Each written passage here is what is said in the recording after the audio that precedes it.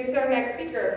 Mike? Yeah? Yep. There you go. Okay. All right, Mike's going to come here. I just met him for the first time. I'm looking forward over the rest of today to get to know him a little bit more. I know he's going to be going into ChatGPT, AI, SEO, search marketing. I would say hold on to your seats. I'm going to take a lot of notes. It's very important. I've got some strong convictions and beliefs around this, and I'm so excited. I know we share that alignment in how to use AI in search marketing, and so I'm very excited about it. I hope you guys are also excited about it. It'll be a good layer onto my talk, so Mike, happy to have you here. Come on up.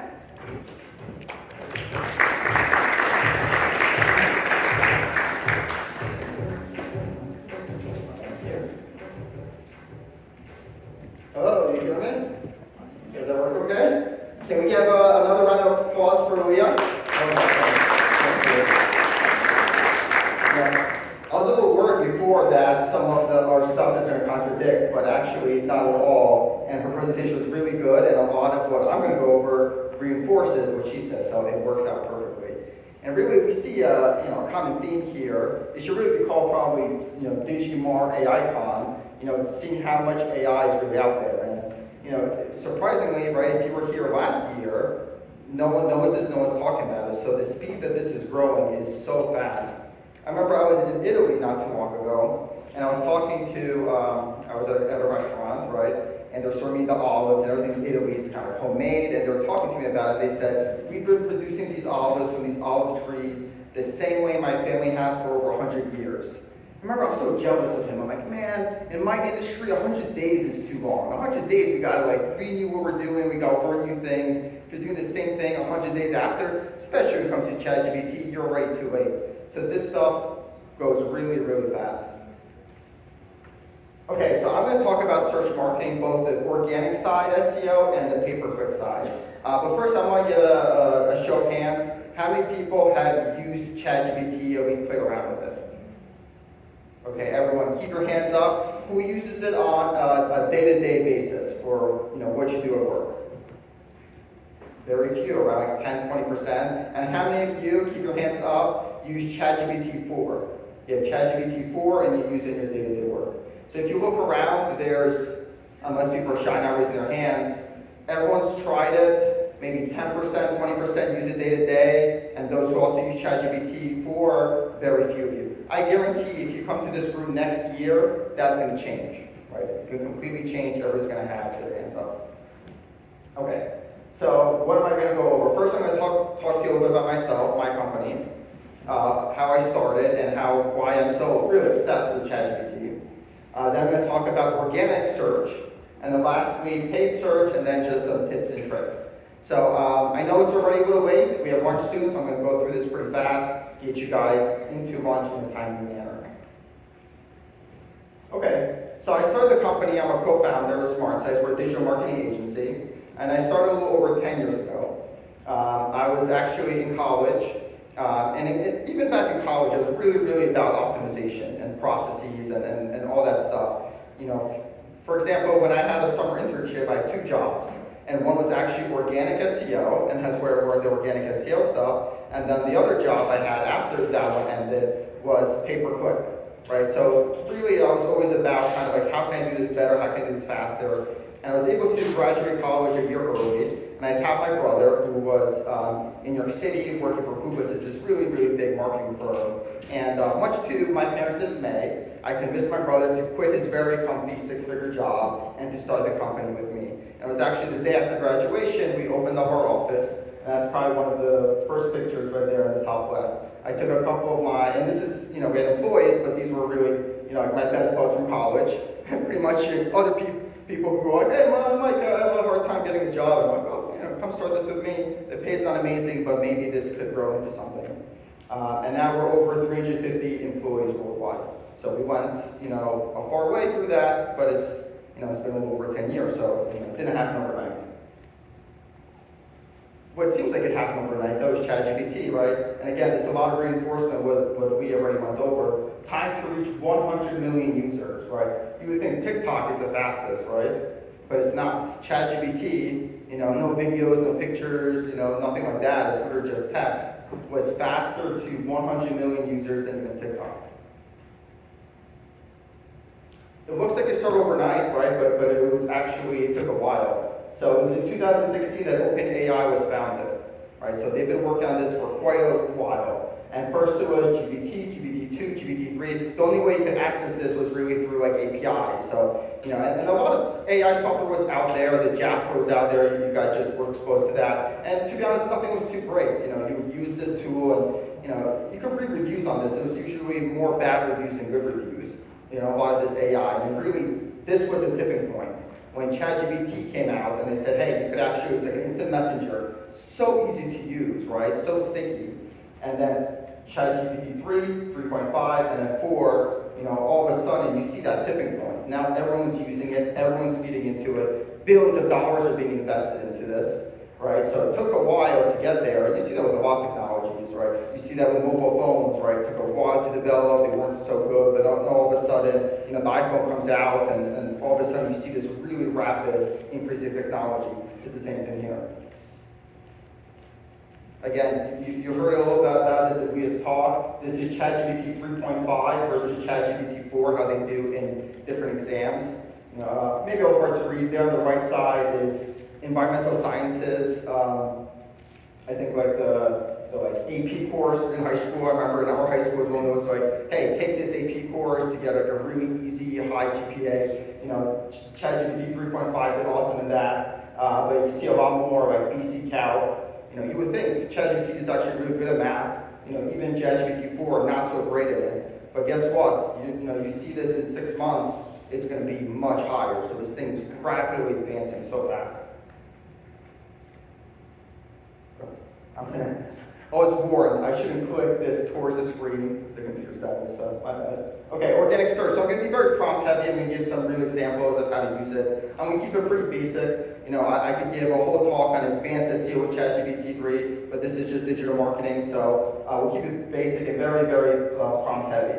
So the first thing when it comes to SEO is the website, right? So, and really you have to think about SEO from the website. Otherwise, you're basically doing it all over, right? So you have a website, and what pages does the website have? Right? That's pretty much the first question you ask. And we're an agency, we build websites, that's usually the first thing we have to come up with. And let me tell you, we've had so many, before ChatGPT 3 came out, right, we had so many resources in-house, and we still do, on every single niche and what pages this type of niche should have, right? Lawyers should have this, and you should have cases. If you're a dentist, we want before and afters, right? We want reviews, we want about us, and there's some commonalities, but there's some not. If you're B2B, you want a whole section of industries. What industries does your B2B company specifically focus on? All right, and I gotta say, we spent so many years building up these internal resources, and even that wasn't enough. And the way we had to do it is that if you join our company as a project manager, you actually can't work on a website without a mentor who's built many websites. Because even with all the resources, we said, this one person really can't come up with like the best strategy the first time, right? ChatGPT, okay, maybe not as good as all our resources, right? But pretty much like 80% there, and instead of taking hours and hours and weeks of training, you get it really fast. You could get more into it too. You could say, hey, actually it's a 50-page website, right? I want to invest in SEO, I want to make more pages, give me 50 pages, I want more of it. You could get more specific and say, which of these pages should be in the top navigation, right? You could say, hey, we have lots of case studies, we have lots of examples, we've been here for 10 years, what pages should we then have? And revises it. So starting with website planning, again, you can look at competitors, and you should, or you could just ask ChatGPT. Oh, it's doing the wrong thing. Content calendar, generate lists of blog post ideas for a lawyer. So all these, just for example, I'm going to have a lawyer for all the organic SEO examples, and then for all the pay-per-click examples, I believe I have a car dealership. But really, you could place. Now, I want to place something just so it gives some prompts, but you could put your business in instead of a lawyer, and it work the same way. So, starting point, give me a list of blog post ideas. You can get a lot more advanced. Tell me a target keyword for each of these. I want to be, keyword driven. I'm going for SEO. Give me a keyword for each of these. You could get even, hey, we're in this area. We're in North Carolina. We're targeting Charlotte. Can you please make all the blog post ideas also target Charlotte? Because, hey, I'm not trying to rank for bankruptcy lawyer all throughout the United States. I just want in Charlotte. It does that too. All right, you could go back and forth, give it a lot of specifics. And again, it does great. We do these exercises too. Now we're using ChatGPT to help us. So many resources, so much training went in getting something like this quality that ChatGPT does much faster. So blog post ideas, really great one. Again, ask for keywords, give it geo. Link building. So a lot of people actually, I've been reading online and they say, hey, use ChatGPT for link building. My experience, not so great. But here's where you could use it and here's where other tools are better. And a little bit back on myself, when I before actually graduated and started, was what eventually became Smart Sites, it was just link building and was private labeled to SEO agencies. So link building is really kind of like the bread and butter we started with and it's still one of our big focuses. So what are the most popular local lawyer directors in North Carolina? That's pretty good. It's a little outdated, but if you want to really rank, this is not going to be enough. A lot of people also say, and might get better at this, but they say use ChatGPT for personalized emails, right? So all of a sudden, instead of sending that same company email to everyone, use ChatGPT, give it some prompts, maybe you have a spreadsheet, I'm targeting this person, and they're from here, and they have this website with this niche, and give me a nice email to say that they should list us in this directory. To be honest, it doesn't do a great job. I don't think so. You're much better off having one templated email and just plugging in your variables than forcing ChatGPT into it, because the emails don't read well, and really, you don't need a unique email every time. Person A does not know that they had a different email than person B, person C. It doesn't play to your strengths.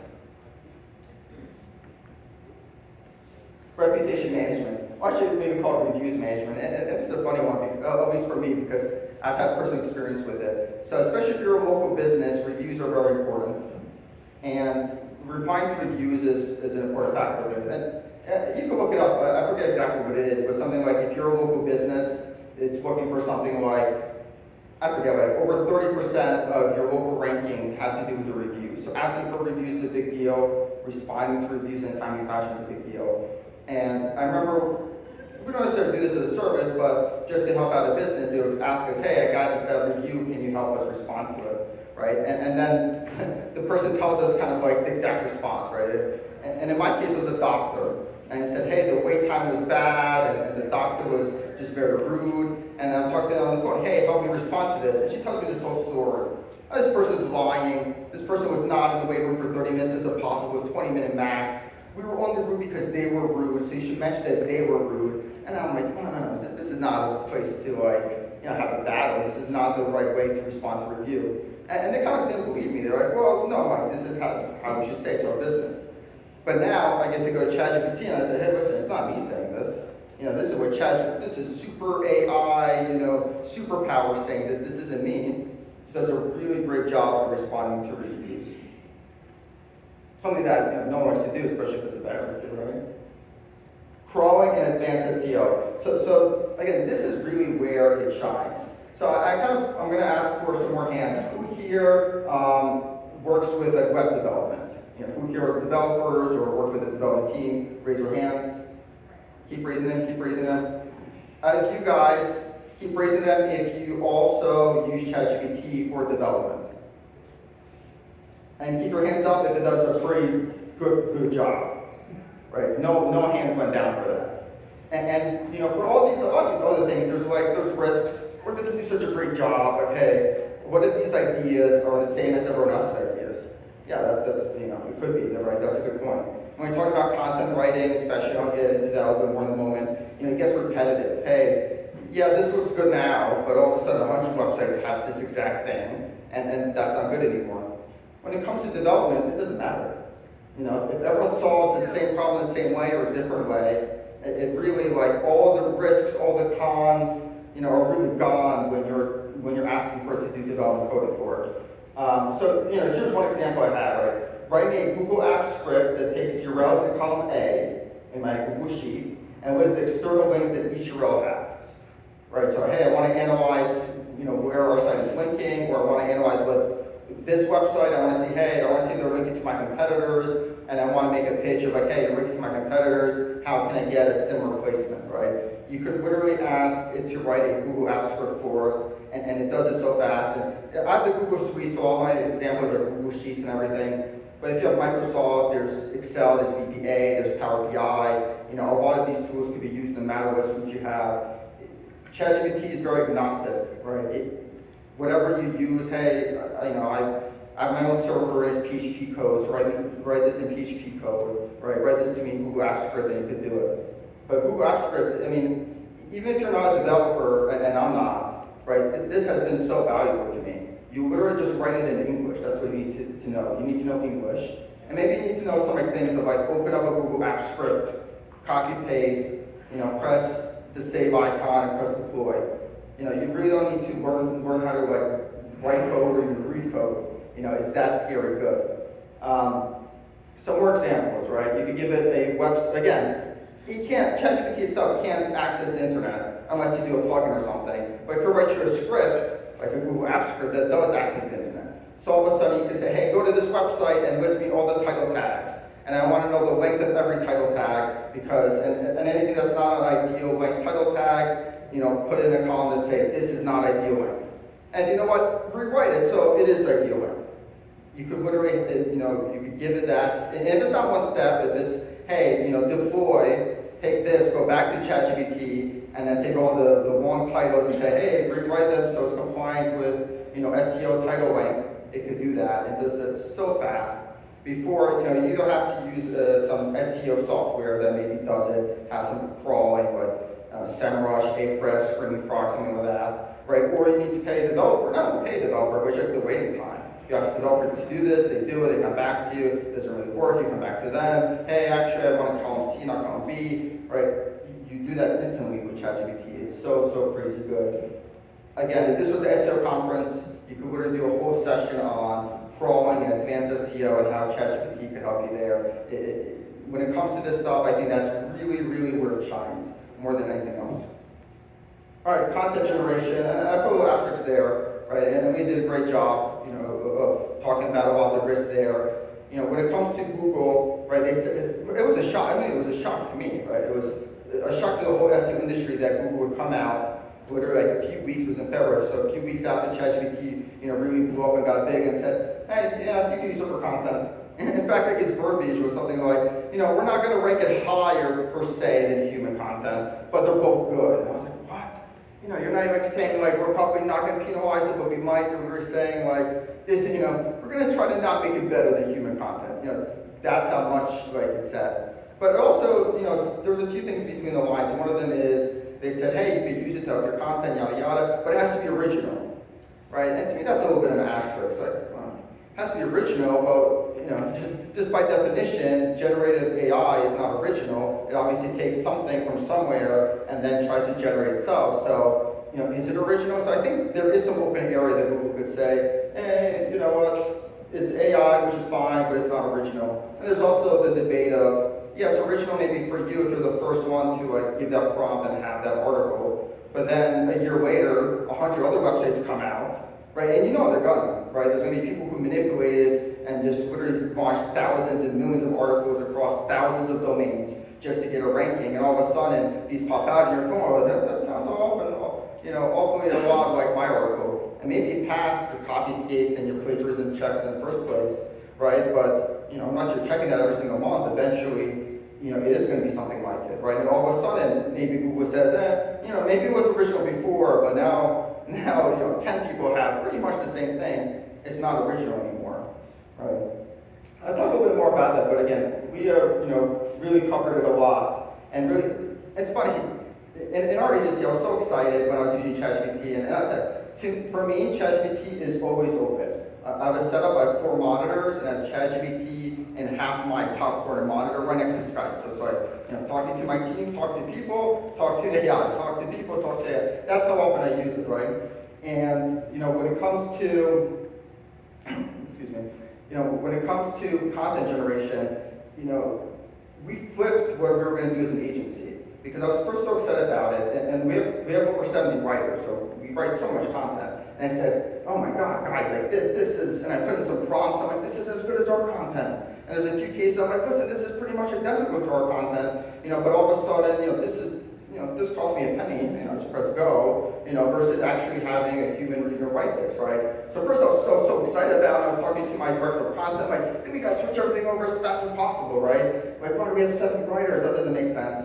But then the more we used it, the more we saw the risk. And one of them is it became very repetitive, right? And the people who said they saw an email and they used ChatGPT, me too. And I actually called someone out of an employee a few days ago. It wasn't how she talked. And all of a sudden she's like, I need this in expedience. I'm like, that's not, you don't talk like that, right? And all of a sudden I'm like, and you see that also with your prompts. And like there's one website we had, and we had a page per every single location, right?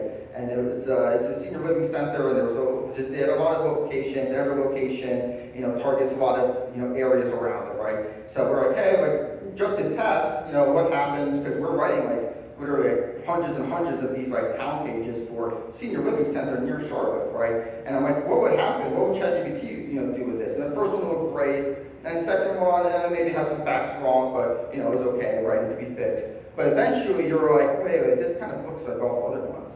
And right now it looks unique, and right now it passes everything, it passes site miners unique to the website.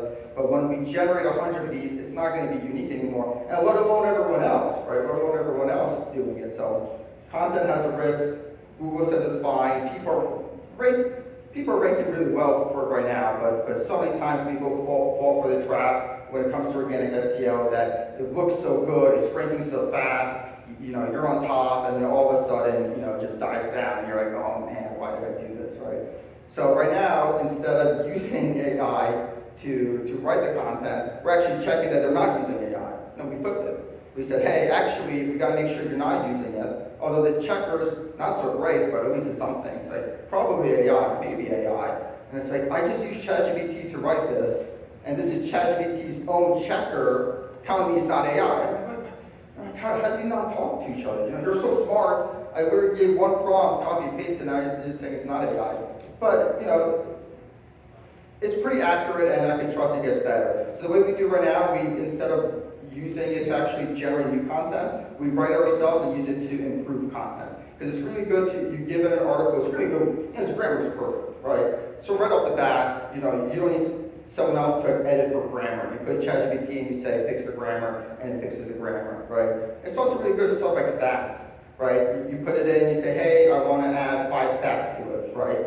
So it literally just rewrites your article and it adds the 5 stats to it, and you read there, perfect. I didn't have to research that myself. Give me 5 stats to prove, what I'm saying and make the article stronger, or 3 to 5, or whatever the case may be. You could also, a lot of times, one thing that my writers struggle with is we have this questionnaire when a client comes in. It's like, how do you want your content? And someone can say, I want my content to be very funny. And we give it to this we find this writer. It's like, oh, writer, perfect. You're also, really into this IT subject, and this is exactly what the client wants. Like, perfect, match me to heaven. And they're like, yeah, but they also want the writer to be funny. And it's like, I don't do funny. Right, ChatGPT is so good at that, right? You write the article, you pass it through, and you say, hey, make it funny. You have a guy that one problem I have is run-on sentences. I remember, in writing class, it was always like, hey, you gotta mix up your sentences. You need short ones, you need long ones, and mine are always like long. There's commas and semicolons, and, maybe not technically run-ons, but they're all very long sentences. Again, because ChatGPT, don't have ChatGPT necessarily write things for you, but it's really good at improving content. And if you're having things write for you, there's risks. No matter how well you play, there's risks. You could get away with it a little bit, but eventually it might catch up with you. Stuff like development, stuff like replying to a review, stuff like giving you ideas, no risk, right? Why not do it? There's no risk in that stuff. When it comes to actually generating for you, the reward is high, but so is the risk. All right, paid search. All right, this is for pay-per-click. ChatGPT is really good at stuff here. Same format. Here's some examples. Starting with ideas, campaign ideas. What Google Ads campaigns should a car dealership run? These are going to be car dealership examples, but again, you can put in any example for you. It's good for initial, research, but it's not great. Here's a shopping ads. Shopping ads, for Google, that doesn't really work. Google shopping is stuff like buying stuff on Amazon, not buying a full car. Vehicle listing ads is actually the right. It's like the shopping ads version of a car dealership. Yeah, it got that one kind of wrong, right? It's not perfect. But some of these, as far as ideas go, is pretty spot on. Keywords, give me a list of And just to make it, a bit better, buyer intent keywords for used Lexus SUVs. Does a pretty good job, but it's a little all over the place, right? Buyer intent, that's actually really good if you're doing pay-per-click, right? And unless you have this like really long funnel campaign of like you educate the customer, when it comes to car dealerships, you don't necessarily, you're not giving them an ebook or white paper on Lexuses, right? If you're a car dealership, you're like, no, I want the person who's ready to buy right now. So it depends what you need, right? If you have this white paper and you're like, hey, I want people in this research phase, right? And that's what you're pushing. You don't go for buyer intent keywords, you go for a discovery phase. They could go in, hey, give me some buyer intent keywords for used Lexus SUVs. Again, really my only problem with that is it's a little random, it's all over the place, but ChatGPT could fix it. Organize the keywords into ad groups. It's perfect. If I were to hire a junior PPC analyst, with a pretty good salary and they have their Google Ads certifications and all that, this is pretty much what they give me. Not any better, maybe worse, better. This is pretty spot on. It's so instant. Ad copy ideas. Create 5 performance marketing ad copy ideas based on copy from prestigelexus.com. You can even give it a website. It doesn't read all websites. And especially it doesn't read the ones that are newer right after September 2021, I think it is right now. And by the way, right now I'm talking about ChatGPT, this whole thing, but ChatGPT is not the only player right in the game. And Google Bard right now is also free, and that does have access to the internet. So all of a sudden you want to write something about this new product, this new website, this new business, this new community, this new event, and you needed access to the internet. There's ChatGPT plugins you could use, right? But the ones always spread out that are out there, it's like you're on the website and it feeds into ChatGPT what's on that web page. So it's not the same thing as really reading it and taking it in, right? But Bard, really good from Google. Really the only reason I don't use it much is because I've invested so much into ChatGPT that I'm like, I'm not gonna switch over. But when I need to, we can. Google Bard, also very, very good. And Bing too, they also have an AI component, but very it's both Microsoft, OpenAI is very much Microsoft as far as investment purposes go. This is a good one too, besides B testing. My ad headline on Microsoft Ads is, you put in your ad headline, write me 5 variants to test against. I love this one because, our PPC analysts, and I guess, so many people, right, they put something in and they're like, mine's the best. Right, I've tested it, mine's so good, like, I wouldn't even bother testing any others.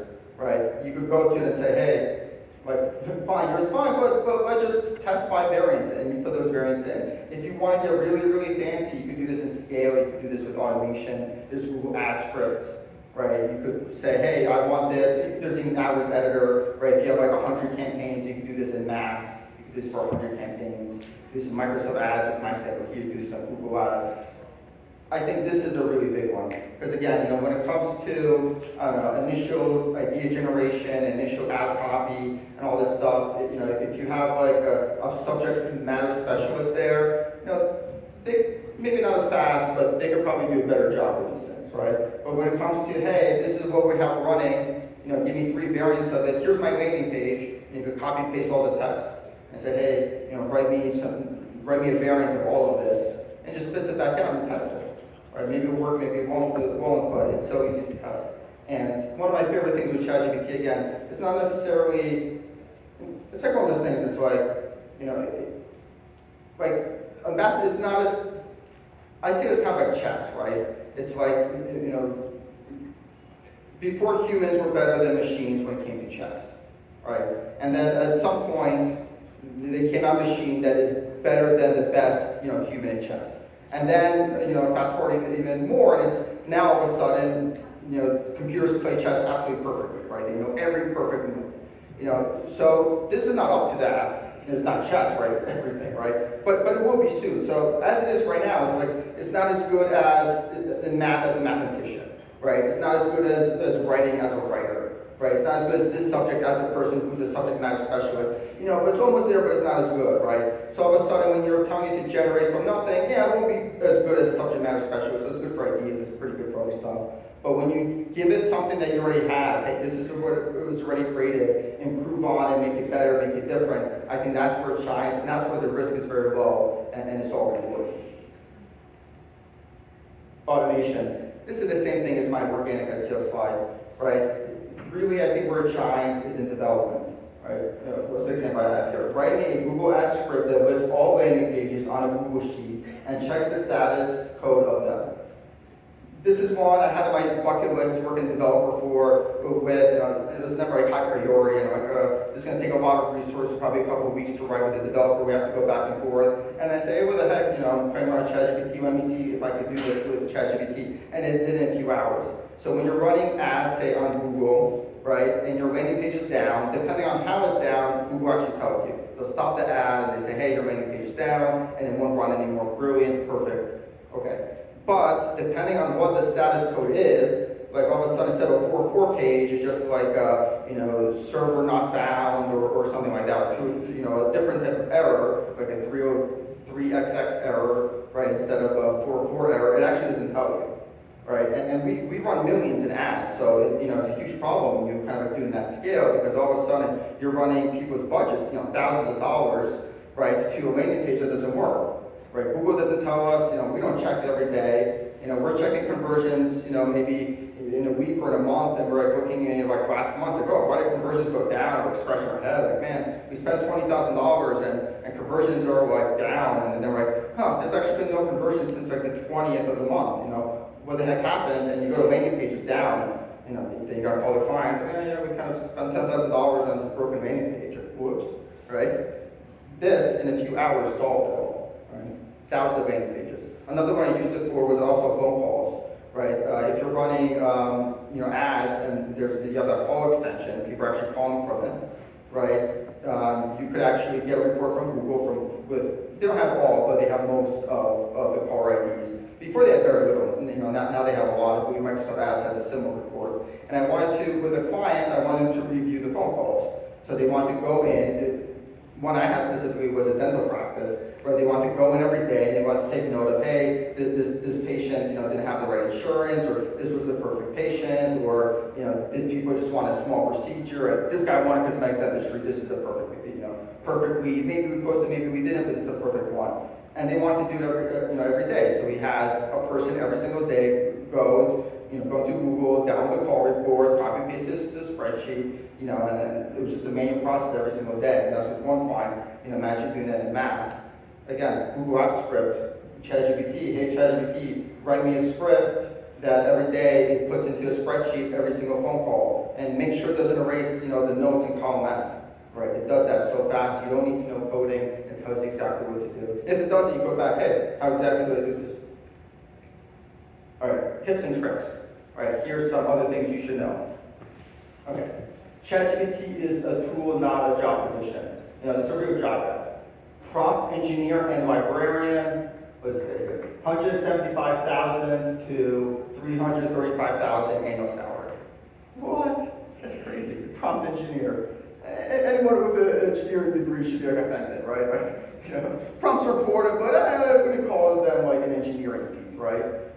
This is not the right way to go. And by the way, I think this probably phased down a little bit, right? But there was so much of this, on these job ads, and I was aware of this because one of my employees told me about it in a very bad way that I didn't appreciate. And I was trying to teach my employees, hey, you can use ChatGPT for this, and they go, well, I'm not a prompt engineer. It's like saying I'm not a Google searcher, right? I'm not going to use Google to figure out my problems. Why not? Well, I'm not a prompt engineer, right? I was shocked, right? Some people, I think, still look at it this way, right? They're like, this is my organization, and this is our ChatGPT person, right? They get the license of ChatGPT 4, right? And they are my ChatGPT person, right, in their organization. That's not the right way to do it, and again, it's so silly. The same way I look at it is like Google, right? You would not have one person in your organization to say you are the Googler. If you need something Googled, you're not smart enough, you're not a Google engineer, right? You're not a search engineer or whatever, right? You got to go to this person to find the problem, right? And really, it's a big thing I'm battling with my organization. I'm saying, listen, every single one of you need to be doing this, right? It's not even about me saying, like, here's the exact 5 prompts and here's the exact 10 prompts. Again, it's like, these are the exact 10 things and 10 ways you should use Google search. No, absolutely not. And then Google's going to change in a week, just like ChatGPT is going to change in a week. Everyone has to use it, everyone in the organization. If they're sending emails, they should be using this. If if they're working spreadsheets, if they're writing formulas. I write formulas like many hours a week. This taught me so much with formulas. Hey, this is my Google Sheets formula, take this from that. I want the phone number pulled out in this really crazy string that the phone number's here, it's not always in the right place, and here's my 100 different values, and make sure I always get phone number, and you know, gives me the script, right? It gives me the formula, I copy paste that, write down. It's still wrong with these 4 cases. And it even says sorry. Oh, sorry, I apologize. You're right. This is my mistake. The first time I saw that, I giggled. I'm like, it's okay. You know, you don't have to say sorry to me, but so everyone in the organization should be using ChatGPT. It should not be a one-person's job. All right, avoid ChatGPT pitfalls. Yeah, it needs fact checking. This is a funny one, but it's fixed itself. But before I said who founded Smart Sites, and I found it with my brother, co-founders, you know, Mike and Alex, that's my brother, and somehow there was like a third sister here. I forget it. Yana. Yana Mel does not exist. You know, I Google, I'm like, does this person even exist? Yeah, there's no Yana Mel. I asked my parents. Who's this Yana Mel? Do I have a sister you never told me about? Right? I have no idea where they would. Yeah, literally, I searched everywhere. I'm like, Ancestry.com, 23. Who is Yana? Where did it get Yana from? Yana does not exist. It could be wrong. It corrected itself. I don't know how, but yeah, thank you, ChatGPT. Luckily, I got that screenshot before corrected. Yeah, no recent data, as you were told, but again, there's plugins out there. They're not so great right now. I'm sure they'll get better. Google's Bard is really good if you really need to access that new data. It gets repetitive. Again, you were told this already, but here's a funny example. Researchers discovered that research discovers that ChatGPT prefers repeating 25 jokes over and over and over. Right? I've seen it.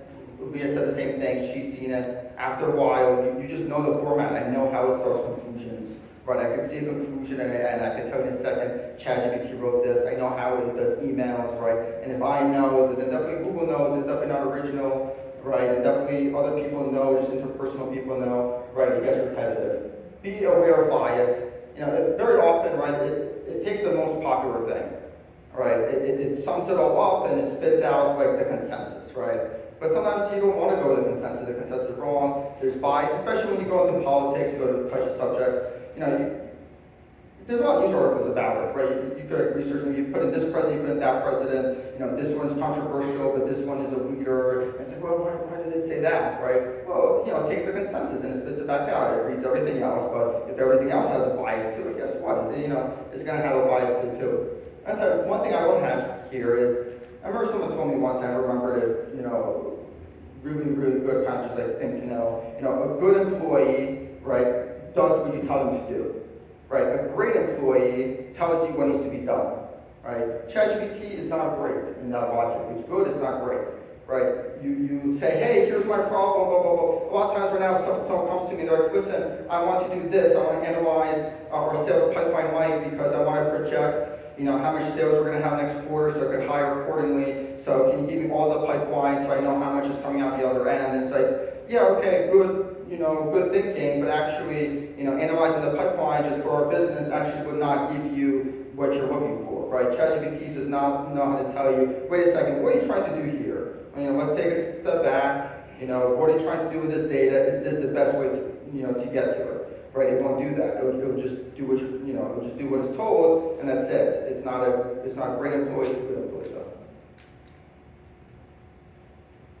Cool. Artificial intelligence today is like internet boom in 1995, right? I think there's a lot of comparisons, and we see that with just like the amount of innovation, and then later with the amount that sticks. So, for those of you who don't know, in 1995 it was going up, and only 5 years later, like in 2000, you know, 1999, 2000, did it drop, right? So I don't know if it's going to be the same 5-year cycle, right? That everything's going to go up until it drops, but you're going to get so much AI, there's going to be so much investment, right? And a lot of this stuff is crap.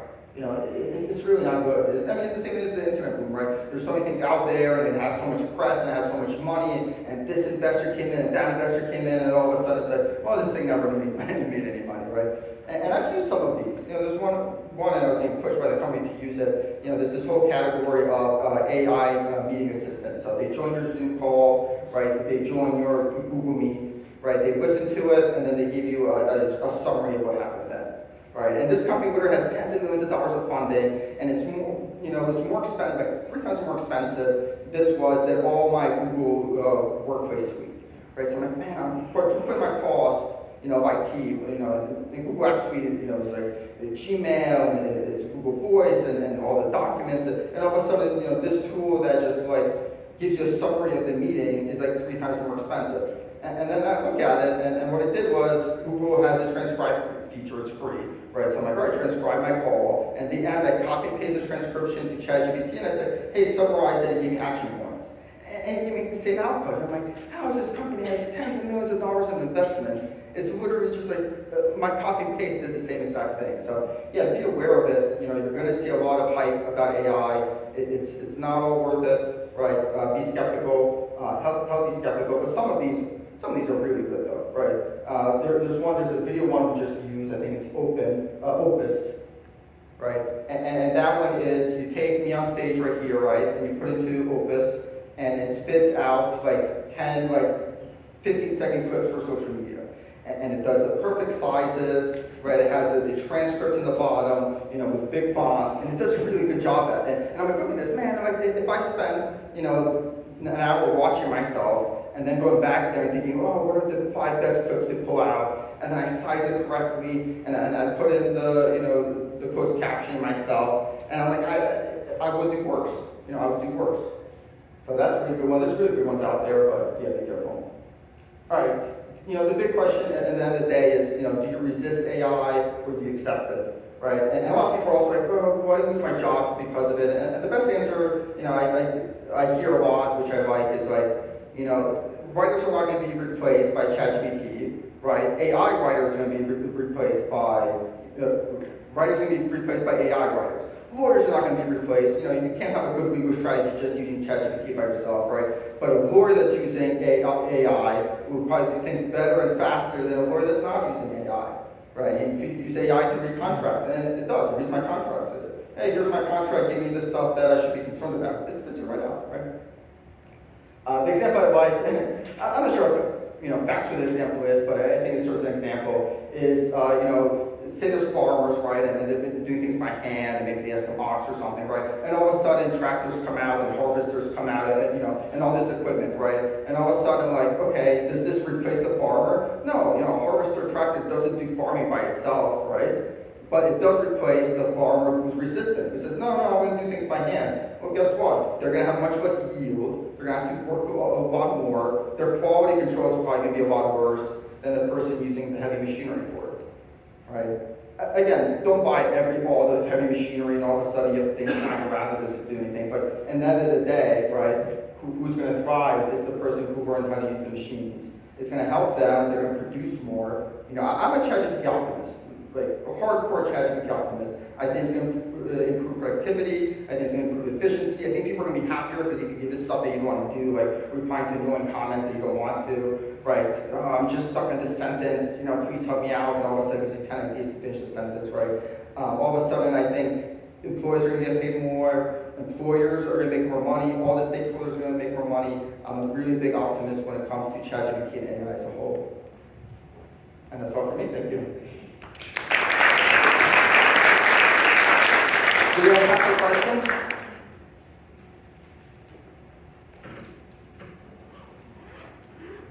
Do we have time for questions or lunchtime?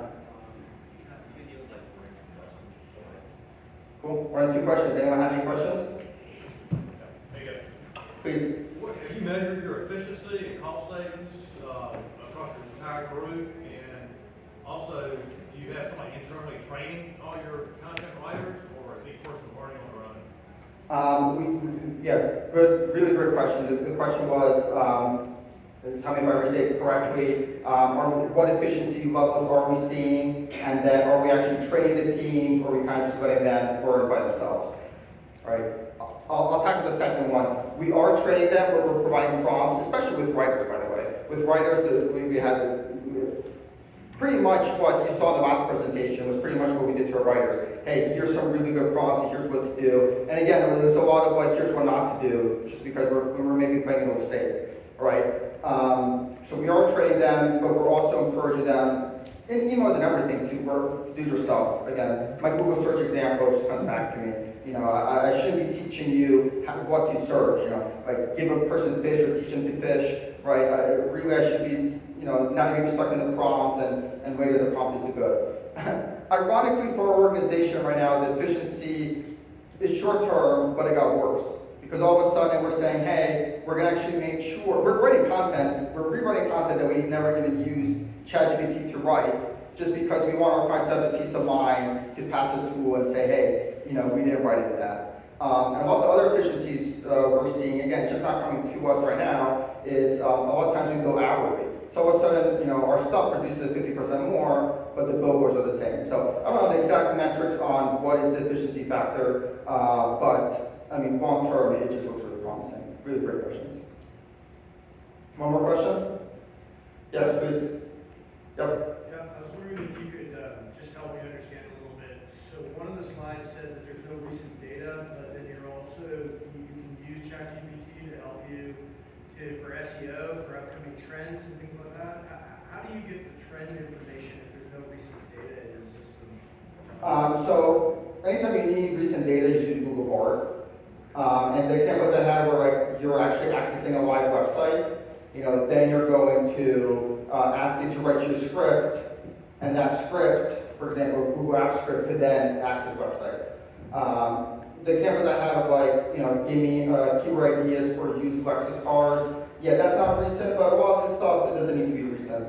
You know, stuff like dentists and lawyers and doctors. It's like, hey, this stuff, you know, 2 years ago is pretty much the same thing. But yeah, if you're looking for trends, especially recent, is not the way to go. All right, thank you guys.